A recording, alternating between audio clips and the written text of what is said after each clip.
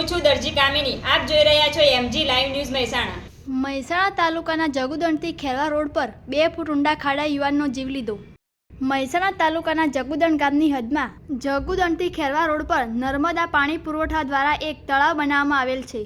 આ તળાવમાં નર્મદા યોજના અંતર્ગત પાણી ભરવામાં આવ્યું છે.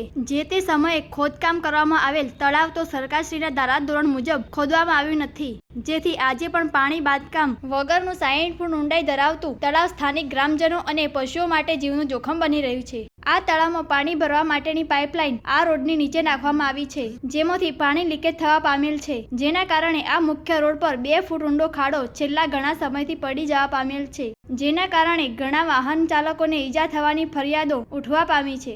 આ ઊંડા ખાડાને કારણે આ જગ્યા પર ગત તારીખ 12/8/2024ના રોજ એક ટ્રેક્ટર અને બાઇકનો ગમખ્વાર અકસ્માત થવા પામ્યો હતો, જેમાં બાઇકમાં સવાર ઠાકોર કૌશિકજી ગણેશજી ધોળાસરનું કરણ મોત નીપજ્યું હતું. રિપોર્ટર ચેતન પટેલ, મહેસાણા.